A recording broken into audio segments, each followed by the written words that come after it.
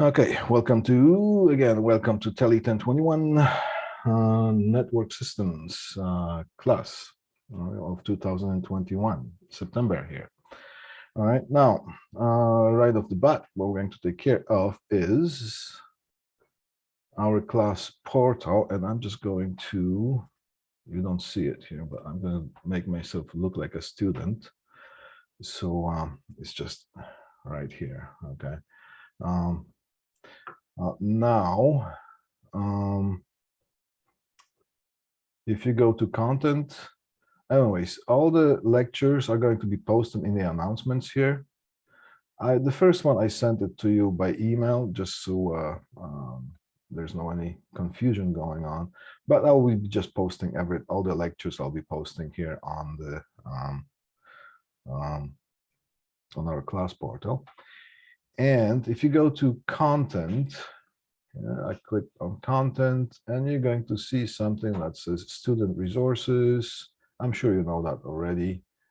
And I'm trying to click on that. All right. You're going to see something like labs and lectures. So labs, there are two documents here. There's a folder with blank work orders. We'll take care of that. And here is the first lab. You can open that or you can download that. Okay, so we will go over what the lab is. And also these lectures, all the presentation materials. So I'm going to go back to student resources. I'm going to close that menu here, and we're going to go to lectures. All these lectures in PDF form are available for you to look or download and keep them. Okay, so this is 1, 2, 3, 4, 5 things we got to take care of. We got to move fast. All right. So first is going to be the course overview. All right. Okay, let me just go back right to the screen here. And I'm going to call up the first presentation, which is right this one here. It says course overview. And over here, what did I write? Welcome to TELE 1021, 21F Network Systems. In this course, we will cover the theoretical and practical aspects of signal and data infrastructure.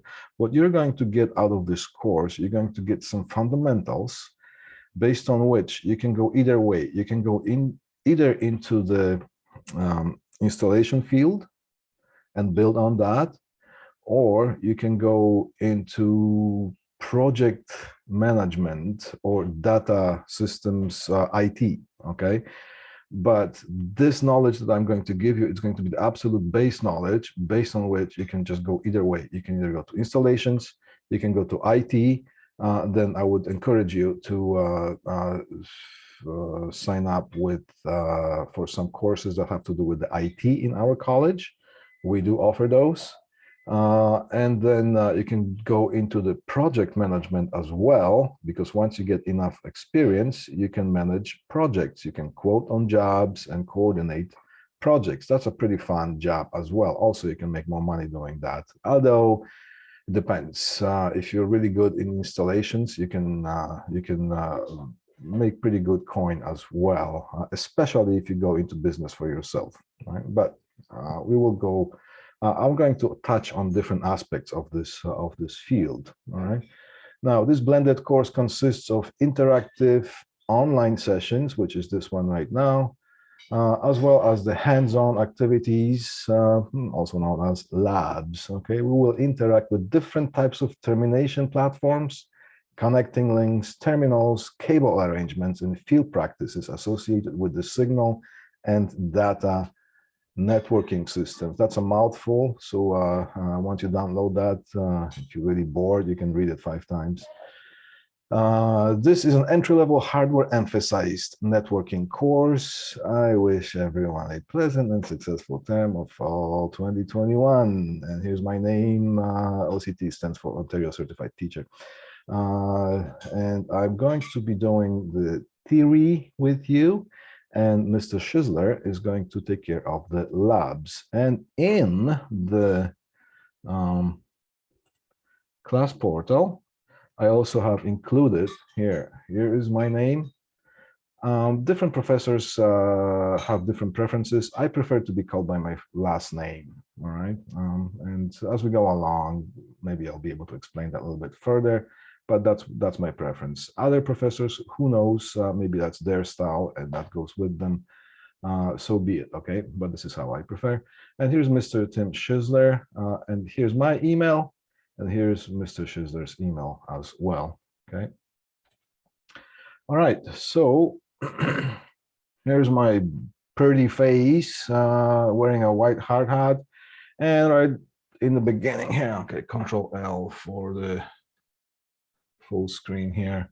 Now, what we can see here is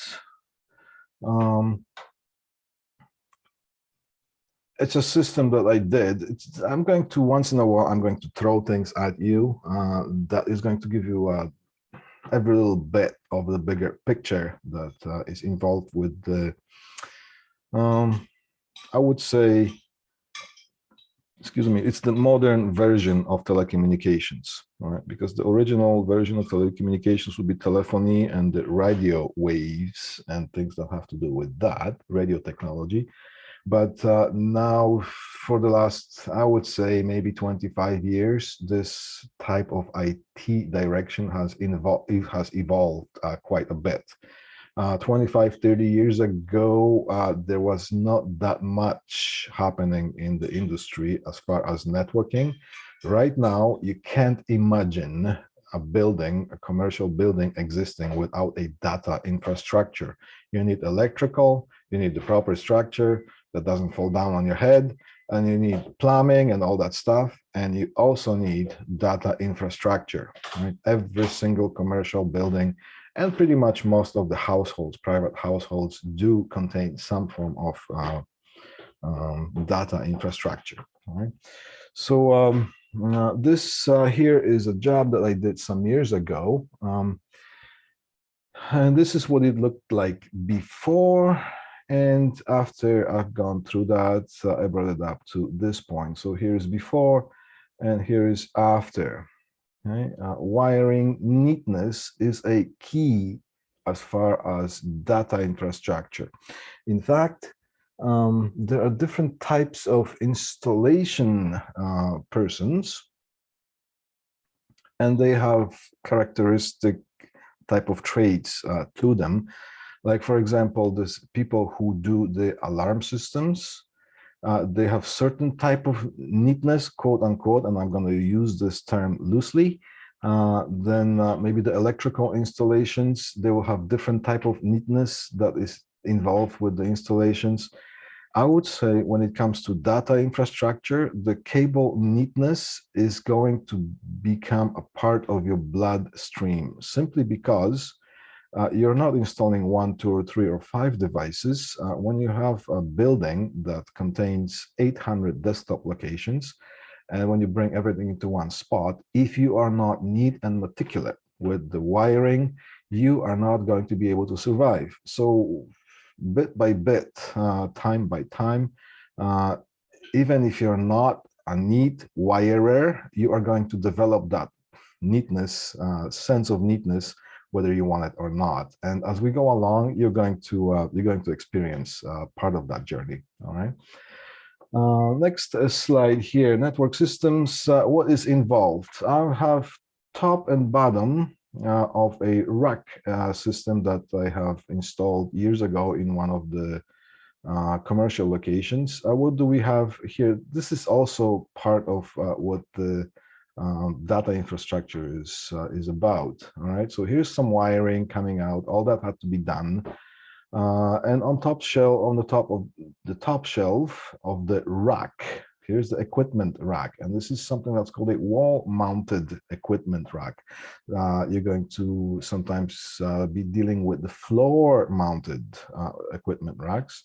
This is a wall-mounted one. All right, so on top shelf, this contains an audio amplifier and a power supply and something that's called an iPhone system. That's not the iPhone that we know as far as the cell phone. iPhone is a company that produces intercom. It has nothing to do with Apple. So here's the intercom. power supply and the audio amplifier for the store. Now here is a patch panel for the cameras, for the surveillance cameras. And here is the switcher that services that. So all the cable is terminated, every single data wire is terminated on the patch panel here. And we're going to have a little exercise, lab exercise of how to terminate patch panels. And then using the patch cords or patch cables, every single port that goes into the device, in this case is the cameras, is being patched into an intelligent device that is called a switcher, all right, or a switch. There's a question, will we be manually copying Cat5 and Cat6 wires in this course? Yes, we're going to take care of the Cat5e, which is for Cat5, Category 5 Extended. And once you master, sort of, so to speak, the concept of how to properly terminate Cat5e, Cat5.6 is going to be pretty much more or less the same, except there's going to be a little bit different equipment involved, but the neatness that is involved and I'm going to invent a word, exactness of how you're going to perform that job is going to apply just as well. Cat6 has an extra conductor. No, it doesn't. No. Depending on the Cat6, whether it's shielded or not, unshielded, it just has 4 pairs, 8 wires. If it's shielded, so then there's that extra wire that serves as the screen or a drain or a ground. So that would be an extra cable. But Cat6 comes with shielded and unshielded, and we will study that in detail. All right.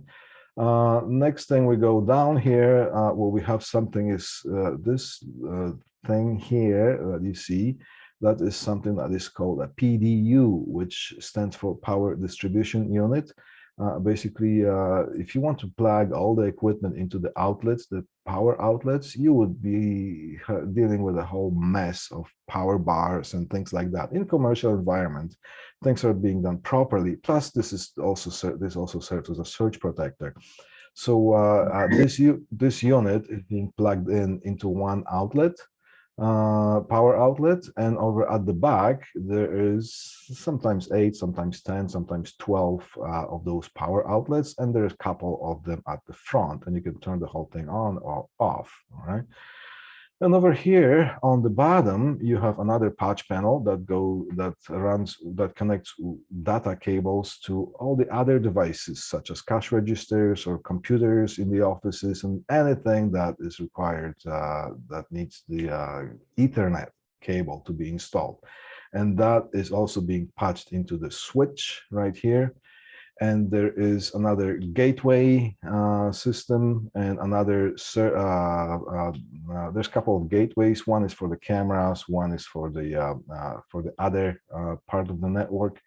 And at the back, actually at the top here, that white thing here, this is a Bell Canada modem, which basically provides the internet. It connects the whole thing to the internet. Now, this part here could be different. This is a DSL, which is digital subscribers line, which is basically a telephone line that provides internet, has an internet signal on it. But that could also be a cable modem. It could also be a media converter that grabs the fiber optic signal and converts it into electronic signals. Or it could also be another media converter that grabs the wireless signal from the wireless distribution tower that's in the area. It's also so we will go over some of that stuff. So that's basically part of this job, what's involved. All right, now course information here, network systems, TELE 1021, 21F, here's the course information. We're going to have 42 contact hours, that's the labs and the theory, over the next 14 weeks, all right? Now, sometimes I'm going to throw in bits and pieces of equipment to see if anybody can tell what these are. And once we go through enough of them, you're going to also build a picture of what's involved in this industry. All right. So this blue thing here is, can anyone tell me what this is? Ah, no, it says a fish tape. All right, good. Tyler says a fish tape. It is a fish tape. It is a metallic type of string, if you will, that is rolled into this roll here. And you can pull it out and you can push this metallic rodding, flexible rod into the walls or conduits or pipes. And on the other side, once it comes on the other side, you can tie in a string, or you can tie a bunch of wires onto it and pull it back. It is used for wire installations, or so known as wire pulling. Battery. Oh wow, there are different fish tapes. Some of the heavy ones they involve a big tripod that stands on the floor, and you pull a rope, an inch thick rope to pull some of the wires. So this is just a basic one that you can carry that in your tool box, if you will, or you carry that in your van, in your working van. These orange things, can anybody tell me what these are? Forget the name, but it's for running wires. Yeah, so these are fishing rods, right? Different companies will have different proprietary names for them, but these are fishing rods. Basically, these are fiber optic. Actually, you know what? I'm just going to go back to that fish tape. The fish tape can be a metallic one, or it also could be a fiberglass. All right. The fiberglass goes a little bit easier on the wires. If you have existing wires in the conduit, it would be easier to put in the fiberglass line, because it's not going to, there's a less chance of the existing wires being damaged. So they come in metal or fiberglass. Now, these are the fiberglass fishing rods, and they're stackable. You can put one into, that's when you need things to be nice and straight, because the fish tape is flexible. You can push it into a conduit and it's going to follow the curvature of the conduit. This one here, if sometimes you run wires through the wall and you need to just push things straight, so you just stack them. You just push one in, and there is a thread on each end here, and you can just screw them onto each other and keep pushing until you get the length that you need. And these are different attachments for wire pulling. All right, and they all come in you can store them in that the plastic tube just for storing, and you can just throw it in your van somewhere. All right, and I also have some of the references where I got these pictures from. Okay, so here is when I was saying that, here's the fiberglass version of the fish tape. All right, okay, let's keep going. Now, I'm going to say, sometimes we're going to take a little bit longer to carry on the class, but because this thing is recorded, if you have another class to go to after this hour is done, by all means go, and then you can just go visit the YouTube playlist, and you can watch the rest of it on your own time. All right. Okay, in this course, you will follow the given SOWs, and the SOW stands for scope of work. It's a very common terminology that is being used in the industry. Scope of work tells you what the job is about, what you need to do, what is the objective of this job, what you need to accomplish. So, SOW, that's basically, with every work order, you're going to get an SOW, the scope of work. So you'll follow the given scopes of work documents, scope of work documents, and submit deliverables. Also another terminology here, deliverables. And I put the 2 stars here, deliverables, documentation submitted upon the completion of certain task or projects. So with all the classes that we're doing, and when there's labs involved, you are preparing lab documentation, and you're going to be submitting those labs into submission box or hand them in paper form. I decided to take a little step further than that. I have prepared the lab documentations in form of the deliverables that you will be doing, you'll be preparing in the real world once you go to work. Every project that you do requires some sort of a documentation. You know that saying that the day is not done until the paperwork is done. That's basically what it is. You can spend a month doing the job that needs to be done, and if you don't document that and submit that into the proper channels, then nothing's going to get signed off, and you just won't get paid. So it is important that the deliverables are prepared. Now we're going to deal with the paper form of deliverables. Some companies still use the paper form for the deliverables, and a lot of companies are switching to the electronic versions, but the idea is going to be the same. All right, so we're going to do the paper because I can't have everything here that different companies use different formats. Once you practice doing this thing on paper, then wherever you're going to find your jobs, you're going to be, of course, you're going to be trained on how to use their specific ones that they use, which is the normal thing, normal progression of things.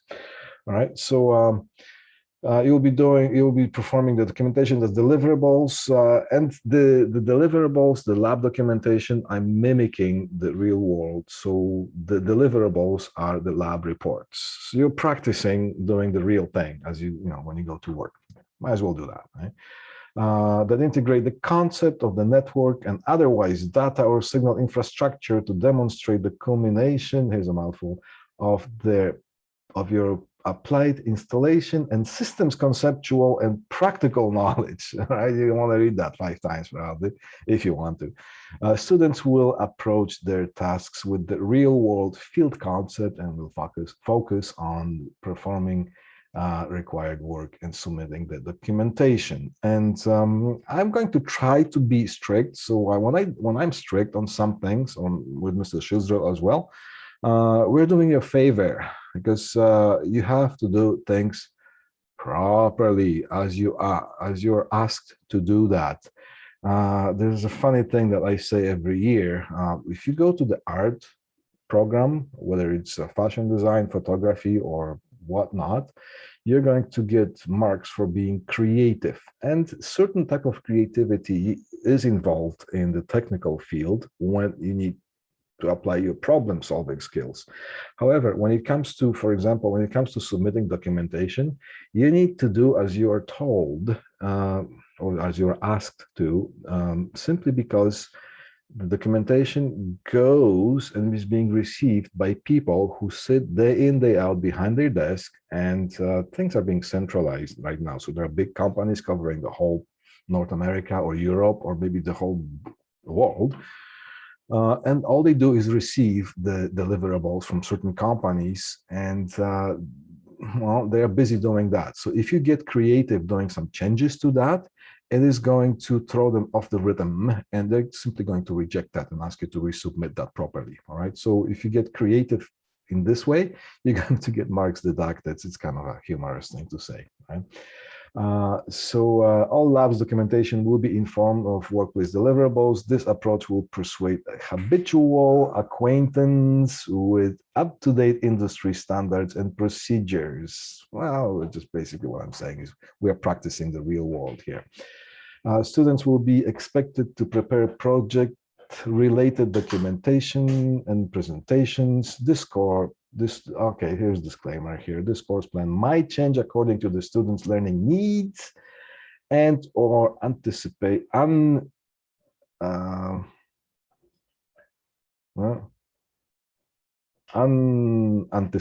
I gotta take a look at that word, disruption. So basically for some unforeseen reasons, such as COVID-related things, right? So things might change, hopefully not, all right? All right, grading. As far as grading for this course here, Okay, I see the chat line here. Forget, don't put the cable through the hook tape, the cable, so it's secure, then just show the rod through. You know what? In one of the classes, I'm going to show you how to prepare. There's a lab, but we're not going to do that lab, but I'm going to show you the idea of prepare something called preparing the nose, which is basically bundling up the wires in order to prepare them for wire pulling. It's going to be a very valuable thing. It's going to take me 10 minutes to show that. So one of these days, I'm going to show you. All right. So grading. All right, we're going to be graded on labs, tests, and quizzes. All right, so all the labs are worth 48% of the whole course. We have 10 labs. Each lab is 10% of the 48%. So each lab is going to be worth 4.8% of the whole course. That's how you read this table here. Right? Tests, all the tests combined are worth 42% of this course.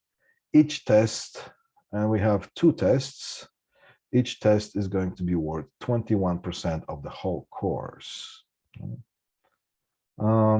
Quizzes are worth 10% of the whole course, and there are only 2, so each quiz is going to be worth 5% of the whole course, and here's the math that I'm showing here.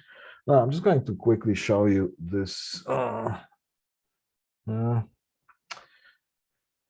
Where is it? Here it is. Where can you find this thing? If you go to our class portal, all right, content, and here's the thing that says course outline. Click on that, and here's the course outline, and here's a course plan. All this here you can download, and you can use it as a roadmap for our course. Okay? I'm just presenting this thing on a bigger screen. This whole thing is there, right? Yeah. All right. Now,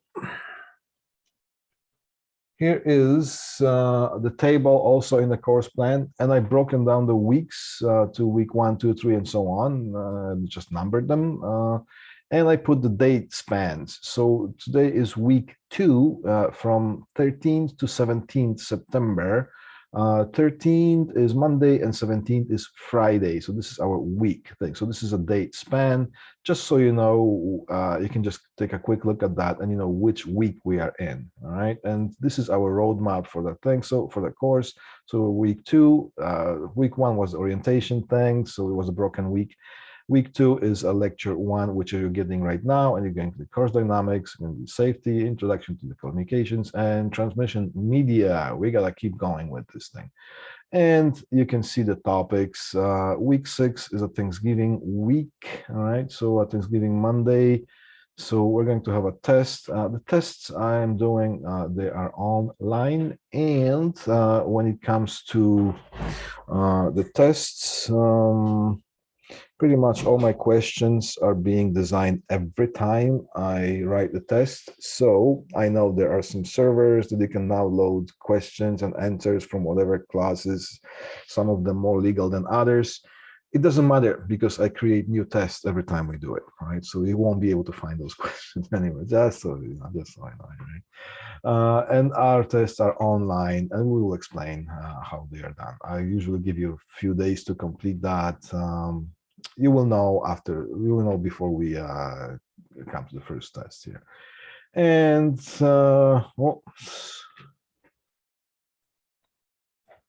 there's also the broken down labs, and here's tests, quizzes. So just take a look at that, and it should make sense to you, right? If you're confused about something, by all means, let me know if you have questions. All right. Okay. The theory schedule, please refer to the course online. What do they say here? Please refer to the course outline section for our class for a theory schedule. Oh yeah, all right. So which is this thing here? All right. This is lab. That's the theory here.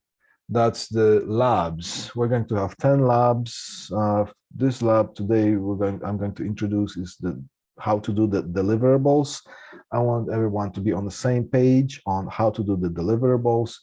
And once we learn that, we are going to apply all that knowledge that we learned to all the labs, because we will be preparing the deliverables for every single lab. All right. And this is the weeks. So you can see lab 1, everybody is doing it at the same time, and we're going to have a week to complete that. I'm going to put a deadline on that, the due line or deadline, a week from now, which is, well, today is Tuesday, so you're going to have until the coming Monday at 11:59 p.m., just 1 minute before midnight, to submit that.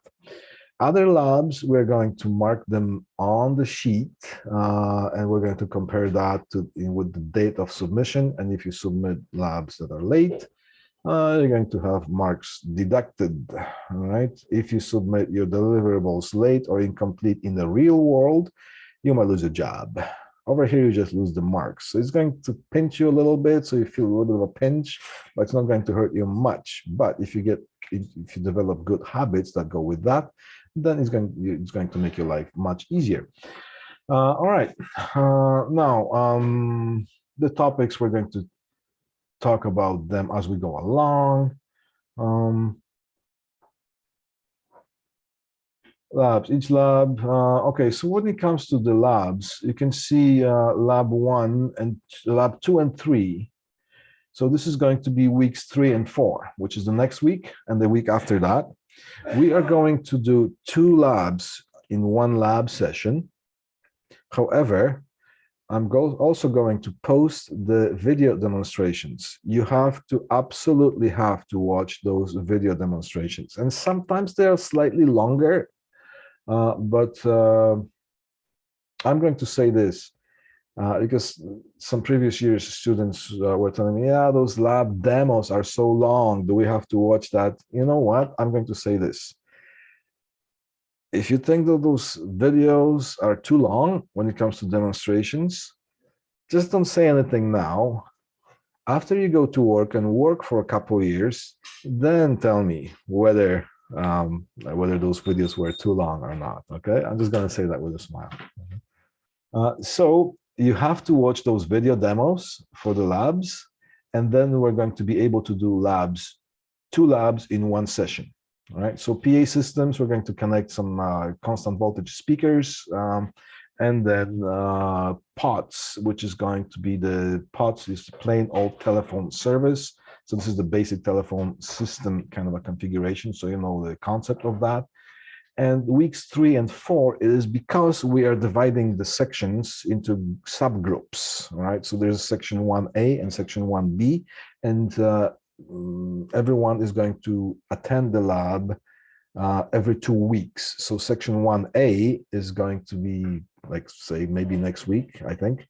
And then the next week after that is going to be section 1B. So section 1A won't have the lab. It's week after that. So every second week, you're going to attend labs. However, you're going to perform 2 labs during that 1 week. And the way I've solved that issue is by producing those video demonstrations. You're going to have to put your time and watch those. If you don't, you're going to feel extremely uncomfortable in class because you will not know what to do, and you will see. Just don't try that. Just watch those videos. All right. So that's why. Now there's 1 lab, for example, 25 pair punch down. It's a little bit longer lab. All right. So that's why we're only going to have that 1 lab during that. All right. So we just I adjusted this thing according to the level of difficulty and the intensity of that lab. All right. We have a couple of open lab sessions. Use them wisely. Well, use those for emergencies only, right? Do not plan to not attend lab so you can do something during the open lab, because then something happens and then you're going to find yourself in a difficult situation, right? Labs, you can read that. It's basically what I just said. Personal protective equipment, you need safety glasses. and we need any other COVID related, which is basically a face mask. All right. We don't need the safety boots for our class. And I'm just speaking only for this class that we're doing. I'm not talking about any other labs with any other professors. Okay, so we do not need the safety boots for that. All right, just need the safety glasses, and we need our mask. Okay, there are some tools that we need. Instructions, lab schedule. Okay, so it says locate your section and subsection in the class portal. So basically, that's where you find that. Just going to go click on that class portal. And in the announcements, I just put that in the announcements here. All right, you can zoom that in, and you can find your name, whether you belong in section 1A or 1B or section 2A and 2B. And then over here, can I do it or not? I'm trying to zoom in here. So here's the lab schedule according to the sections. So week 1, there's no lab. All right, week 2, this is the deliverables, lab 1. All people are doing it. Everyone is doing it because this is an at-home activity. Okay. Now, week 3, all right, which is October 20 to 24th. It's going to be lab 2 and 3, and during that week, we're going to have section 1A and 2A attend the labs. And week 4 is going to be the same 2 and 3 lab 2 and 3, but we're going to have 1B and 2B attending. All right, just take a look at that, and if you have any questions, just email me. All right. So basically, that's what that thing says here. Okay. Tools.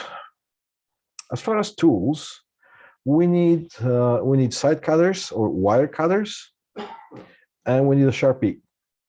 Everything else you're going to get. Now, it's a very good idea also if you have the miniature slotted screwdriver. Slotted screwdriver is sometimes wrongly referred to as flathead screwdriver. It's just like a bladed screwdriver, but flathead refers to the type of a screw head shape. That's kind of once you mount the screw into the surface, it's just flat with the surface. So that's a flathead screw. All right, but flathead, there's no screwdriver. It's a slotted screwdriver. All right, so just as well. So yeah, and Sharpie, permanent marker. Yeah, you will need that as well. Everything else we will provide here for you. Okay? Labs, if you don't attend the lab session, just read that, pretty straightforward, just the lab rules. If you have any questions, let me know. All right. All lab reports must be submitted by the end of week 14, which is December 12, just so we have 11:59 p.m., just so we have a chance to mark it. Right? Because that's where the end of the term is going to be. All right, so let me just close that here. Keep going to 10:21. Here's week 2. Here's the PDF thing. Network systems. Here's the same rack. Now, data network is a system designed to transfer data from one network access point to another, or network access points via data switching, transmission lines, and system controls. So this is basically, it's like a definition of a network. All right, it's a system designed to transfer data between one thing and another, or between a group of things and another group of things, and combination thereof. All right. Data networks and networking solutions impact nearly all modern day communications, such as telecommunications and the internet. So basically what I said right in the beginning, you can't imagine the world right now without data infrastructure. Well, 500 years ago, we didn't have any of the data networks. Somehow we survived. So yes, we could survive, and it was imaginable. But right now, it's hard to imagine the world without any data. Okay, and here's a cool picture of transmission lines. Features of data network. Shared resources. Data network enables the sharing information without requiring a physical connection. between things like printers, storage, internet, or other devices that can be shared. So data network, sometimes you need to have a line, hard line from one point to another, and still some of that stuff is being used for highly secured things, or security, or the intents of use, and these are called the leased lines, like leasing, like a leasing car. You can lease a line, but quite often the security and the data throughput is taken care of by something that's called VPN, which is virtual private networks. We'll take care of that too. Features of data networks: communications, linking computers with data networks enables easy and fast communications. And we're talking about emails, file transfers without requiring a physical transfer medium, such as USB flash drive, right? So you can have one common printer for the whole office, and everybody can use that printer instead of having 20 printers for 20 desktops, right? So that is possible through the networking.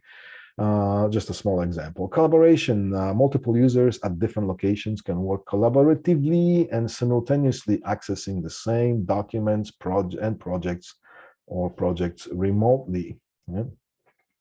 Centrally stored software is another feature of data network. Software stored on a central resource can be accessed remotely by a given user without with access credentials, right? So self-explanatory. Examples: Citrix Networks, desktop virtualization, LAN environment, remote access, such as WordPress. Okay, so Citrix is one of the solutions that instead of having a bunch of, well, let's say you have an office environment and you have 50 desktops, and every desktop has a computer, and let's say you need to purchase 20 Microsoft Office suites or other programs, software to be installed on every single desktop so people can use it. Another way of doing that is having a server that has one piece of software installed on that, and it's available for multiple users. So the users can sit at their desktop. They don't have that software installed locally on their desktop. They are just accessing that. They're firing up the software on the server, and they're using basically the computer that they have, the desktop machine that they have on their desk. It's just basically being used as a display of what is happening on the software, but all the brains and all the calculations and all the stuff is happening at the main server. There are advantages and the disadvantages for that. Mainly is the dough, all right? It's less expensive for a company to buy one for multiple users and license them for multiple users than buy multiple pieces of software and have them installed on each machine, right? Now it's a different type of network. You need more data going through the wires, because not only you're exchanging the data information, you're also exchanging sending through the wires all the display information and graphics and all that stuff, right? So that's one of those. Desktop virtualization. So basically, that's part of that Citrix network. So basically, this is what I was saying to you. LAN environment. Yeah, local area network. So software can be stored. Things can be stored in the LAN, or they could be stored cooperatively. We'll talk about that. And also generally stored software, remote access, such as WordPress. If anybody has designed a website, one of the newest and hottest things for some years now is something that's called a WordPress. Notice if you do that website on your computer, you are not installing the WordPress platform on your computer. You are installing that on the hosting server, and your computer is just displaying that. So you can access that. You can keep designing a website or make changes on any computer that has a capable browser, right? So that's That's as far as generally stored software goes, right? Central databases. Any relevant number of organizations can access a central database via data networks with access credentials. Examples: SAN, storage area network. All right. It's a network type that we're going to cover. So basically, huge corporations, they would have servers that store just the data. Anything that has to do with the corporation. It could be the employees' names, last names, addresses, bank accounts, or whatnot. It could be other things that have to do with the corporation, and they would have that in one central location. So if anybody somewhere in different cities, they need access to that, they can access that. Not only that, those locations are multiplied or copied in case of something happens to the building where all the information is stored, like a fire or so. Then there's a copy of that storage data somewhere else, maybe 5 different locations there, right? So it's a kind of security, data security thing, right? Now we're coming towards the 1 o'clock now. I'll be continuing. If you need to go and if you need to go to another class or something like that, by all means, just go. And once I'm done, I'm going to post the whole thing on YouTube, so we can so you can just continue watching that. All right. We have a class at 1 p.m. Yeah. So that's basically what I was saying. Right. So I'm going to continue, and maybe I'm going to be talking to myself. However, you'll be able to access that through YouTube, and I'll post the link for you. All right. So I just keep going here. Transmission media or media conversion. Well, the media that we use, what's a media? Media is or are types of carriers, physical carriers that would carry signal. And we distinguish 3 basic media types that we use for transferring data. One is copper, fiber, or air or space. Right, air or space, right? And over here we have an example in this where you see the Ethernet plug here. That's a copper wiring. Right?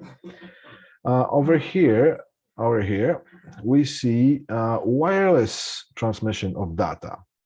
Interesting example. There's one tower. Instead of having wires above the ground or under the ground to supply the internet and whatever else to the whole building, there's a transmission tower with enough bandwidth that people would have transceivers, transmitters and receivers in their houses, and they will be able to access the internet through that. Or there could be one centralized transceiver, and the wiring can be run inside the building to each individual apartments or offices or whatnot. This concept is being used in residential setting as well as commercial.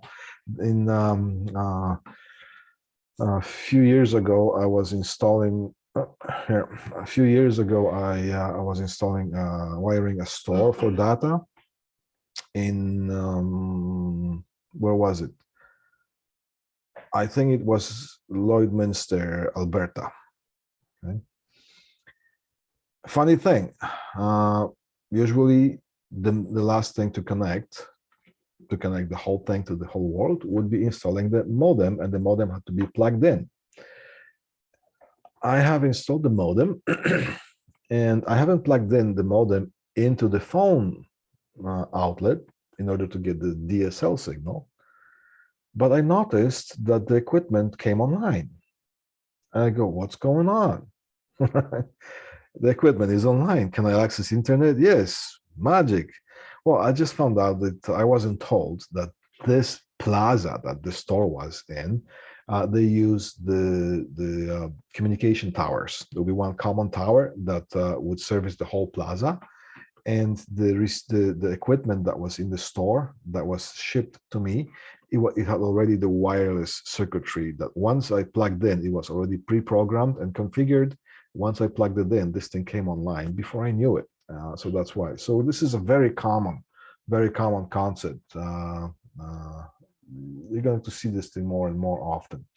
Now over here we have Cat6 copper, and over here we have optical fiber, and we have another Cat6 copper. And I said here, what are these?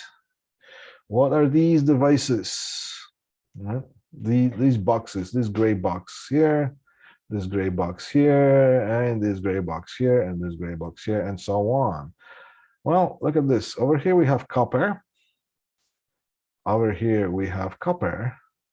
And over here we have fiber. And over here we have coaxial cable, and this is the Cat6, this is Ethernet cable. And over here we have Cat6, and we have wireless, which is basically radio waves, right? And we have those boxes. Yeah. Well, I'll tell you what these are. These are something that's called media converters. There is no one type of media converter. A media converter converts one type of signal onto another. So for example, if you have signal going through the optical fiber or fiber optic, and you need and then you need to convert that signal into the electrical signals, which is basically a copper wiring, you need to have a box between that, which serves as media converter. Copper is certain type of media, optical fiber is another media. We need something to convert the signal from the light pulses into the electrical pulses. Media converter. Media converters are not just for the optical fiber, between optical fiber and copper. Media converters are devices that are used.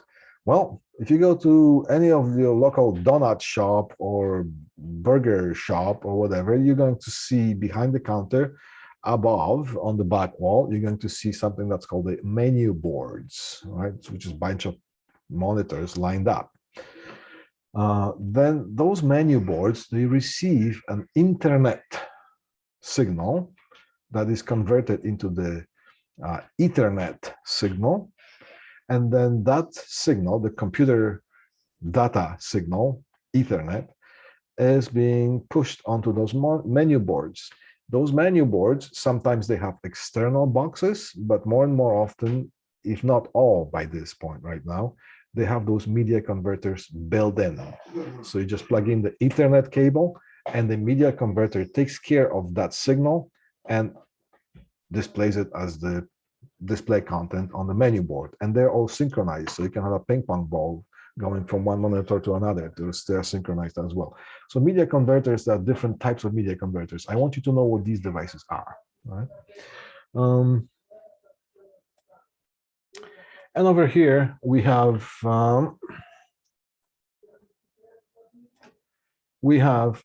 Ethernet cable as opposed to the optical fiber cables. They look quite similar on the outside, but on the inside, they're completely structured, completely different, in a different way. All right. All right. We keep going. All right, structured cable, structured cabling, major part, structured cabling, where also, well, the practical part of it is the connections. The terminology for the connections is referred to as structured cabling for the most part. You can't talk about structured cabling when it comes wireless. However, it's a tricky thing because if it's a wireless device, it still has to be connected somewhere with a wire before it can transmit the airwaves, right? So wiring is involved everywhere. So this is the example of a copper. That's what copper networking looks like. Copper wires, Cat6, Cat5e, Cat7, Cat6a, and so on. It's a planned cabling system which systematically lays out the wiring and wire management necessary for the communication, including voice, data, and video, and whatnot. It could be also control signals for machinery or for maybe climate control, things like that. And anything that requires Ethernet. There are lots of systems designed to use copper. All right. Fiber. There are different spellings of the fiber, F-I-B-R-E or Well, you're going to see, I was trying to, for the longest time, I was trying to figure out which one is the proper, the ultimate proper way of spelling that. And I found that some companies use one way of spelling, some companies use the other way of spelling. So you'll be seeing different spellings, even in this course, different ways of spelling the fiber, right? It's a structured cabling, which is a major part of the network. It's a planned cabling system which systematically lays out the same thing. All right, it's just a different media that's being used. All right, and structured. Now here I just put a little bit. I kind of grayed out the cabling. Structured cabling as a major part of networking. It's a planned cabling system and wireless system.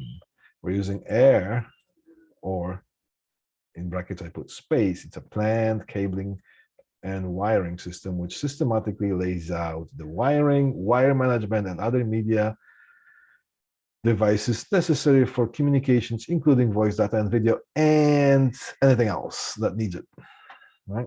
So here's an example of wireless communication between the buildings. Instead of running fiber optic lines or optical fiber lines between the buildings, you can have a wireless connection that usually those things are in line of sight, and you mount that on one side of the building, and it has to see the other transceiver, the other antenna, in order for this thing to communicate. If there is a tree that starts growing between the buildings, well, that tree has to be removed. Yes, yeah, routers as well. Thank you. Have a nice day, guys. I'll just keep going, and once this thing is posted, you can see the rest of that on your own time. We just need to take care of that. All the other classes are going to be a little bit shorter, but I still want to give you some contents today. And we also have to go over the orientation part of the class. All right. Now, here's another concept, which is basically what I just talked about. With that plaza in Alberta. You can see that in GTA as well, or in London here in our local things. It's becoming more popular. Here's a one communication tower right here, which serves pretty much the whole neighborhood, right? It could service a lot of things, commercial buildings, residential buildings. So instead of running wires underneath the ground or above the ground, you can solve that. Sometimes things are being solved, like it's point to multi-point or point to point. This one here was a point-to-point communication, right? Just like running a wire, but not. And sometimes that's the only thing you can do because of whatever the structure is on the ground and whatnot. And this is a point to multi-point. And this will be the internet going on, and things would be connected to that via the air or space. Right? Usually it's referred to as air. Now, we will be covering things, we'll be brushing on to what's involved in the data infrastructure. Well, design, installation, and service. And I just put pictures of some of the tools that are characteristic to that, just to kind of spice things up a little bit, right? Copper wiring, sometimes you'll be seeing things like this, and to an untrained eye, it's just a bunch of wiring mess. However, I'm pretty sure that after you go through our class here, you will be able to make sense out of this, right? You will know this, you will see this thing in a different light. Right? Oh, wrong slide here. Go forward. This is another copper infrastructure. This is a connecting hub, sort of, connecting room, communications room, that's in one of the malls in GTA. All the stores, all the shops come to this point, right? And this was, the whole infrastructure was laid out sometime in 60s or 70s. So the old type of 66 blocks are being used. We'll talk about what the 66 blocks are, as opposed to BICs or fiber optic infrastructure. Again, Once you walk in, you're going to see a bunch of wires. But after going through our class, you should be able to walk in a room like that and know what is what. Basically, there's a lot of things that are being repeated. So it's not everything is different. Yeah, there are a bunch of things that are the same, but repeated so many times. And if you know what to look at and where to look at, you can actually feel quite comfortable in a room like this with so many wires. Now, the modern way of I would say the wiring distribution and the wiring control and the data control, the infrastructures, they look like this. This is, I just got this thing of Google. It's a data center in Oklahoma, but that's, well, this is huge. Sometimes you're going to see similar rooms, but there will be like 1/15th size of that, but still you're going to see the similar things. So instead of seeing 100 of these racks, you're going to see maybe 1 or 2 or 3 of the racks, but it's the same thing. Yeah.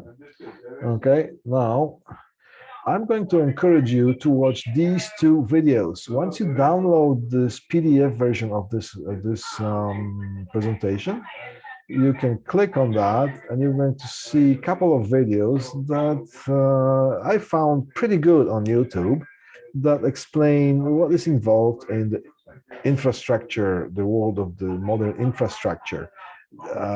It's going to give you a better picture. Now, if you have a paper copy of this document, you can just type that into your browser. You're going to get those. You're going to get these videos here.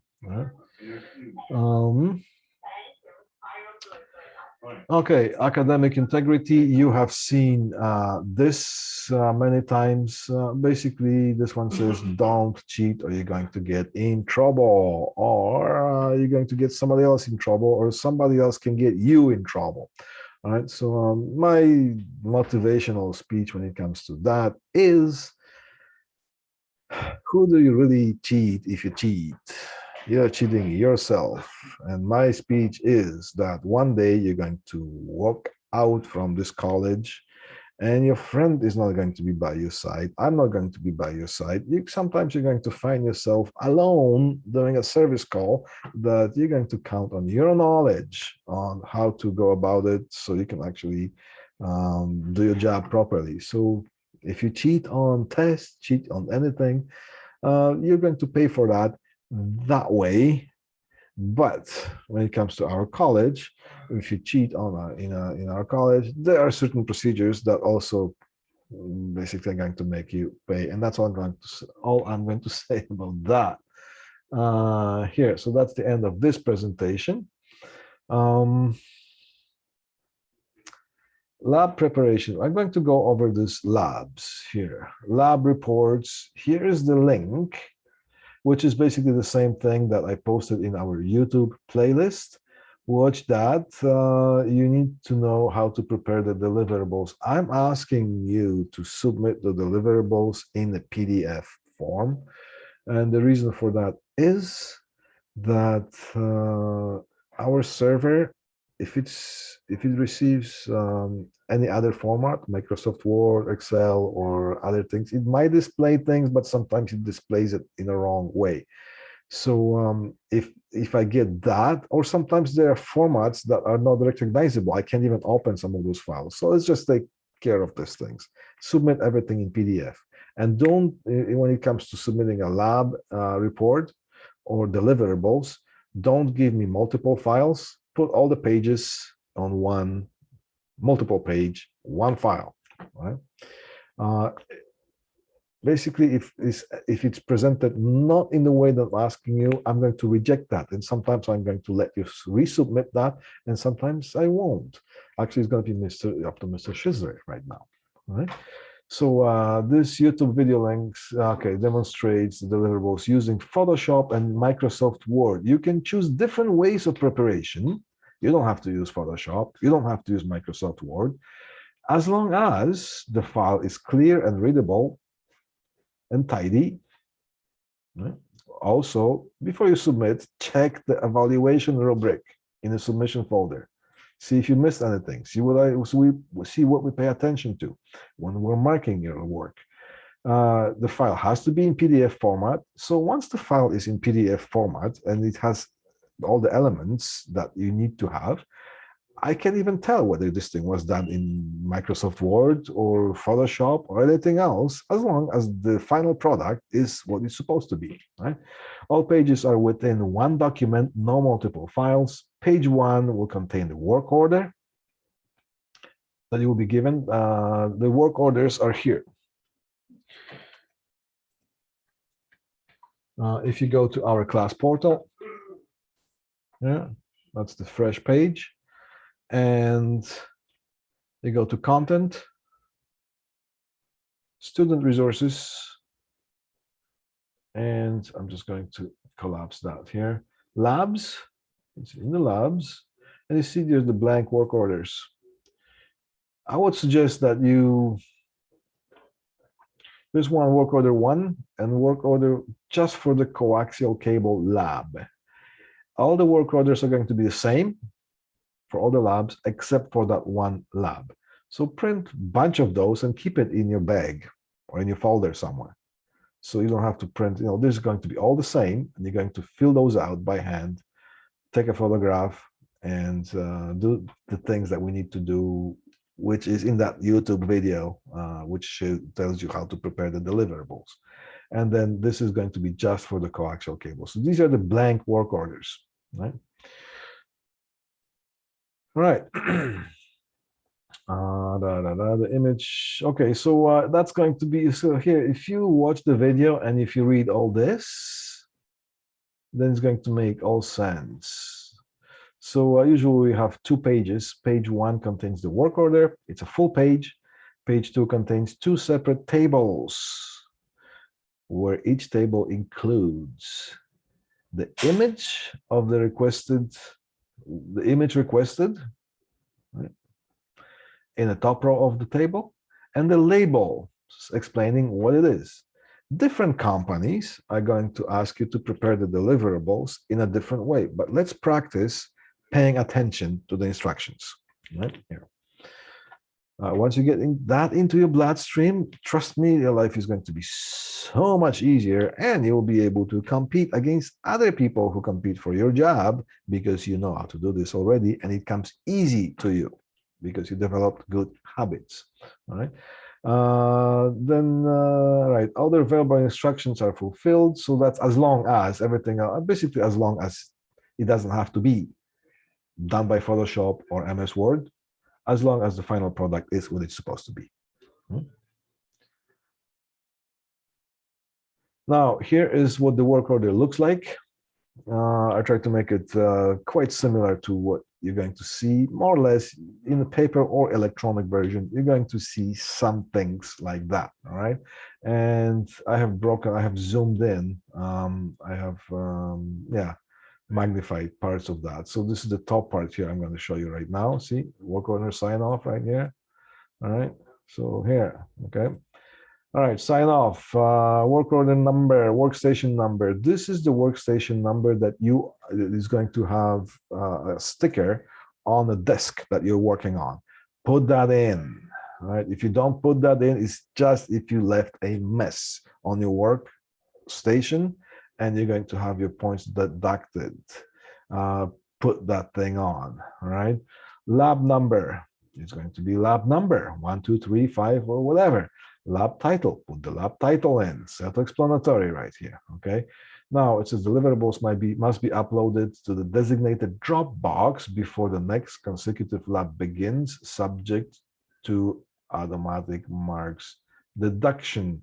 In fact, we're going to write the deadline on the paperwork as we sign them off, right? So that's what we're going to do. Purchase requisition number, sometimes purchase order number. This is the number that you're going to be given by whoever requests you to do the job, whoever you have the contract for this particular job. Every single installation, service trip, or anything any kind of request to do anything will have a purchase requisition number, or sometimes it's called purchase order number, or PO number, or PR number. Right? I'm not going to give you those, but practice putting that thing in. So in our class for the lab, just make up a number, any number. Do not leave anything blank. You leave anything blank, you will get marks deducted, right? If there is any information that doesn't apply to that, because maybe it's in that box or field, that thing is asking you for something that has nothing to do with the particular job that you have done, because quite often those work orders are generic for a company, then still don't leave that field blank. Just either write a dash through it or put NA for not applicable. Right? All right, so he will take care of that. Site name. You can make up a site name here.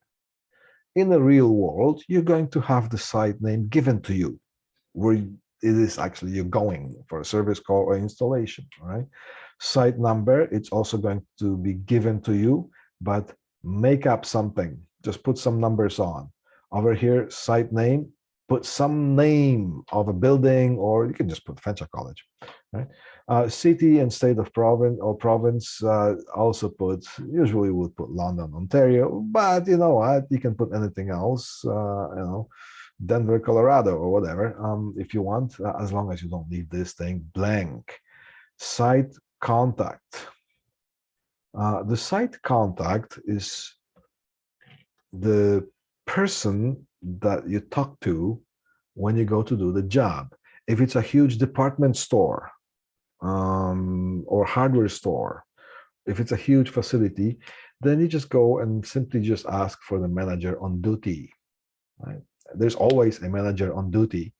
And usually when you present them the work order that you have, they already know what this is. There's a cash register that doesn't work. There's a computer that doesn't work. And then you need to put that name. So make up a name, or you can put your lab instructor's name on that as well. Right? Now, email, I just kind of blanked it out. You're not required to do anything here. I just want you to kind of get used to seeing things like that.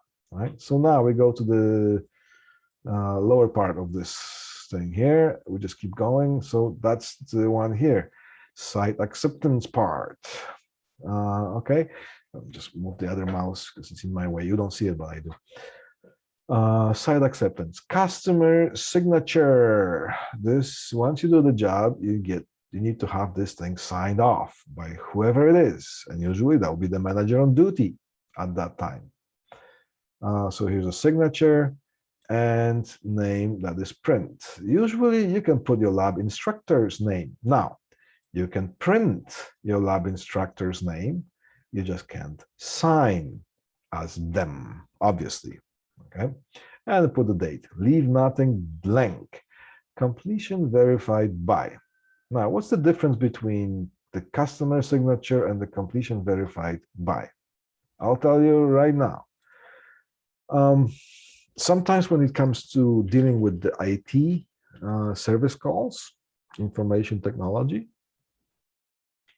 service calls, quite often there's a huge company that takes care of a whole chain of stores that they do a general maintenance, IT maintenance on that. They they take the service calls, they manage the whole service or installations that have to do with that huge store chain.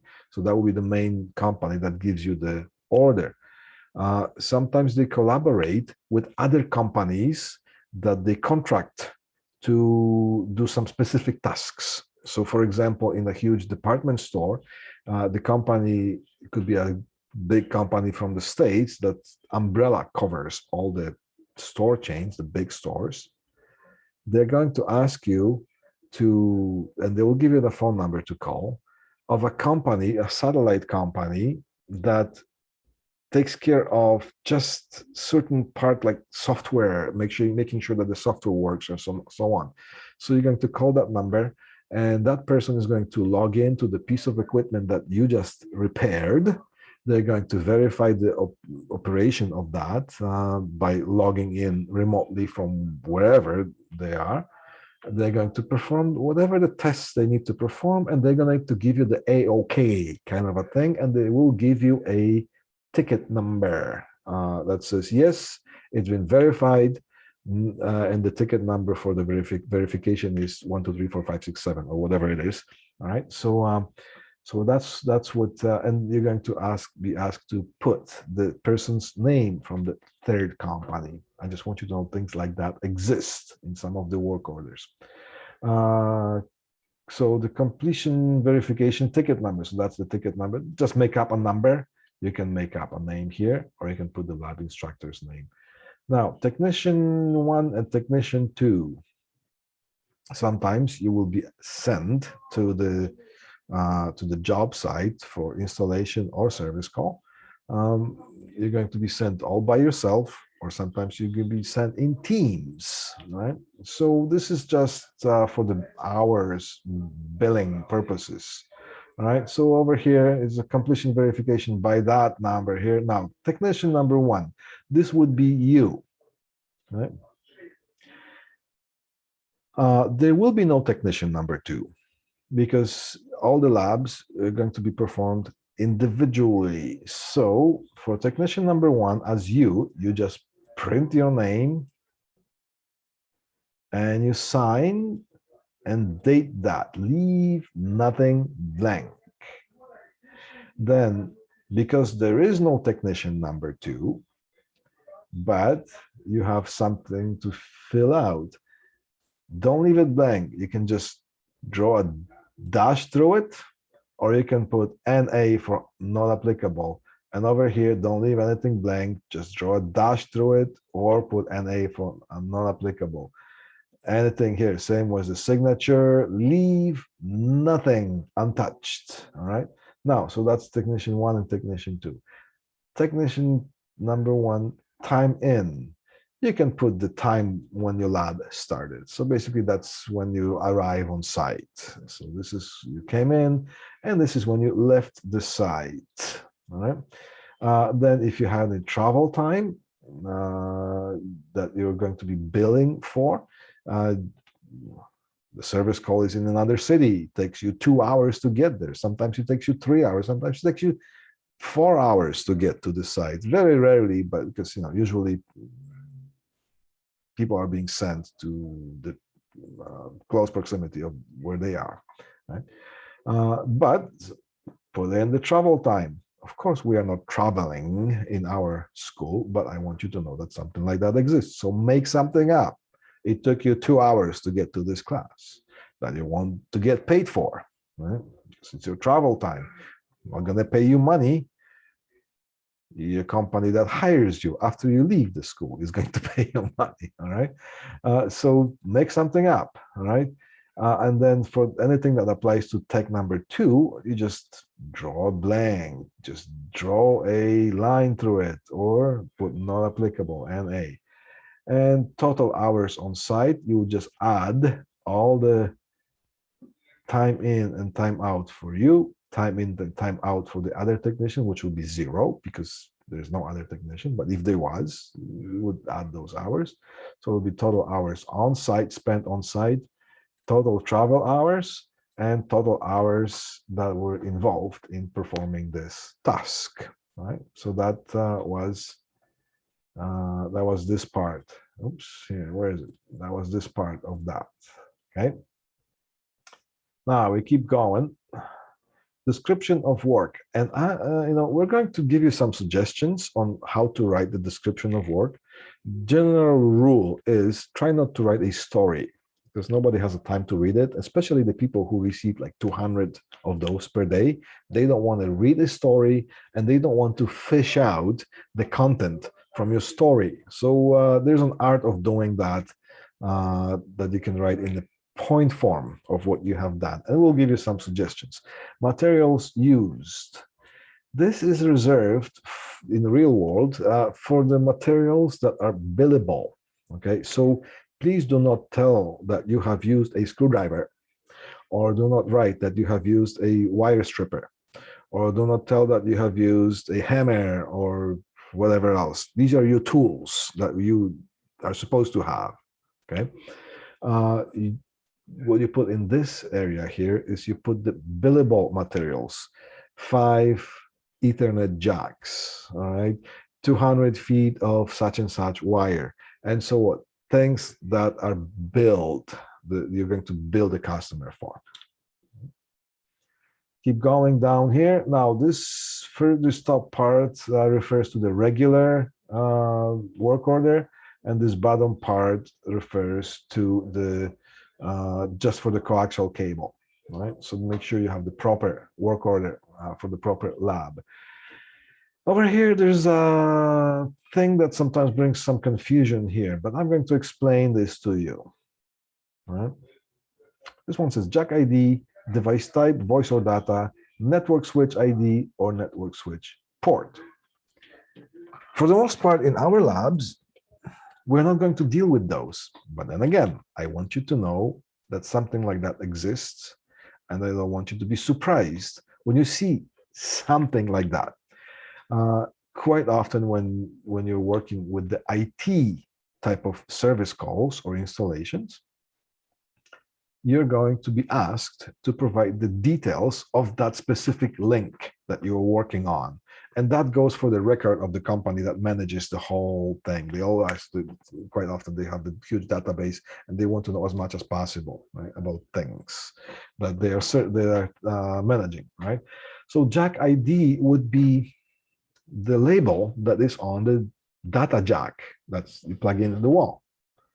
And they have different names. It could be called printer 1, or it could be called D-03, which stands for data-03, or it could be called V05, which stands for voice 05, or any other labeling scheme that is being used in that particular site. So that's when you're going to, in the real world, when you sometimes you're going to be requested to put something on there if it applies. Over here in our lab environment, we are not doing that. So just draw a line through it. That's the simplest thing. Do not leave it blank. Device type, is it a voice or data? Well, a printer would be a data device. Cash register, which is basically a PC computer, would be a data device. Wireless access point would be a data device. A VoIP telephone set would be a voice device. Right? VoIP, VoIP stands for Voice over Internet Protocol. We will have a class on that. So again, in the real world, you would just choose between voice or data and you would put that on. That wire goes into the network switch. Right? Quite often, there's so many connections that one switch with so many ports is not enough to accommodate all the connections. So quite often, you're going to see switch upon another switch upon another switch. You're going to see stack of switches. And those switches are going to be numbered. Switch number 1, switch number 2, switch number 3, or whatever the label on that thing is. And you're going to be asked to put the label of the switch that that wire is connected to. And then you're going to also be asked to put the port of that switch. Port number 12, port number 17, port number 3 on that particular switch. So here's 1, 2, 3, 4, 5, 6, 7, 8 fields that have to be acknowledged. And usually you're going to see 8 dashes on that. All right, just put either dash or not applicable. Do not leave anything blank. This here, it's going to give you 8 fields blank if you leave that thing. All right, now, cable test results saved or not? Well, sometimes you're working on the link and you're going to be asked to perform a cable test on that. And you're going to be asked to save the test results on that tester that you have. And then you're going to be asked to send those test results in the form of a file to whoever needs to receive it. So if that's what happened, if you did that, then say yes. Some of the service calls or installations are not going to involve the need of performing a cable test. Then you just say no. You have to say yes or no according to the truth. It's not a little thing here. Because if you didn't have any tests saved, and if you say yes, the person who receives that work order, that person is going to stop and is going to look for the test results just to find out that there's no test results. They're not going to be happy with you. Right? And if you say no and they are there, that also creates all kinds of mess. So pay attention, pay close attention to what this is and say what it is. Treat it important. Treat it as important, something important, right? Now, photos taken and attached as per request, question mark, yes or no. In the old days, there used to be something that's called a fax machine. You come to the to the office. If you're in the installation or service business, you would just first thing you go to the fax machine and see if there's any work orders sent to you by whomever. You would tear off the paper or get those pages, and you would sort which service call you're going to do first, or installation or whatever, and then you're going to get those signed. And you're going to, at the end of the day, you would just come to the fax machine, put them in, and fax it to whoever needs to. That was simple. Need the signature or whatever. Now, for the longest time, everybody has things that called cell phones. The cell phones have cameras, so everybody is a photographer right now. Well, you know what? Then because you have the capability of doing that, everybody's going to ask you for sending pictures of your work. Right? It is going to be on a regular basis. Now everybody wants a report, and very often, almost 100%, you'll be asked to provide images for the work that you have done and include them in your work report or work order or the deliverables. And quite often, they will ask for the images to be taken in a certain way. So always pay attention to the instructions. And again, whether you had the images taken or not, say yes or no. Don't say yes if you didn't take the images, because for the same reason as the one above here. Right? Now, that's for the regular work order that we have. And then for the coaxial cable lab, you're just going to have to answer some of the questions that are here on the bottom. So that's the work order explained. Okay. Now, is there any more? Oh, yeah, tools that we require. Basic screwdriver set. I know I said to you that all you need is a pair of side cutters or wire cutters and a Sharpie, and you should be able to survive. Yes, but if you want to be really comfortable in that, get a basic screwdriver set, basic Robertson, basic Phillips screwdrivers, basic slotted screwdrivers. Now, this is an example of a one multiple bits screwdriver here. That's fine too on the job site. I used it for the longest time. This is actually a picture of my screwdriver. The only problem with that is that if you lose this screwdriver, you have lost all of your bits, right? So you always have some extra. Now, miniature screwdriver set, mostly the slotted and the Phillips. That's for connecting screw terminals for the signal wires. Of course, wire cutters, needle nose pliers, and a Sharpie. That's the basic of the basic. If you have that, you can go to work and work as a assistant, right? During installations or service, right? Of course, we need safety glasses and we need a mask. Right? We don't need safety boots. Okay, so we have this out of the way. Intro to telecommunications. All right, you know what? We are going to take care of that next time we see each other. That should be enough for us to cover it right now. So we left something for our next time. We'll take care of it quickly. We'll incorporate that into the next class. All right. So as a summary, we got the course overview, which you can download the course plan from our class portal in the content and the course outline. You can download that, you can save it on file, or you can even print that, and this is our roadmap for our course. I try to be as detailed as possible. Labs, find your section that you belong to.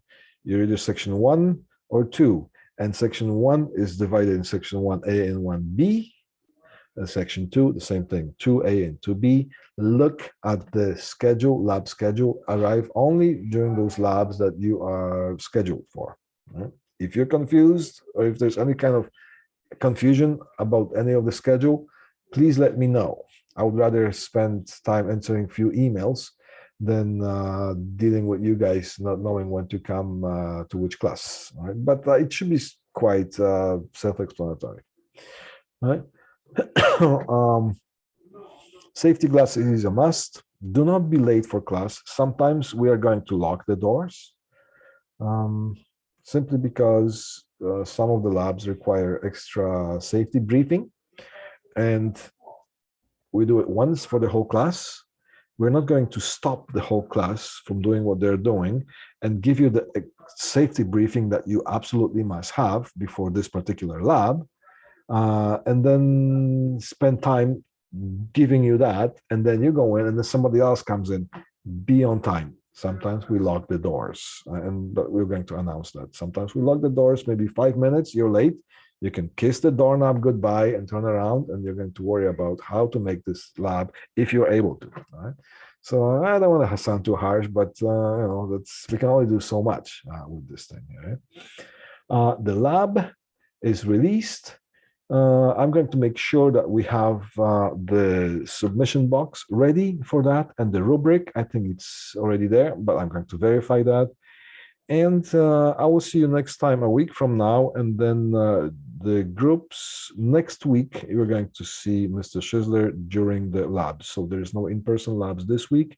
This I always do that because that gives us time to other subjects as well when I have it. To gather the equipment kits or the parts kits and stuff like that. And it's always a problem.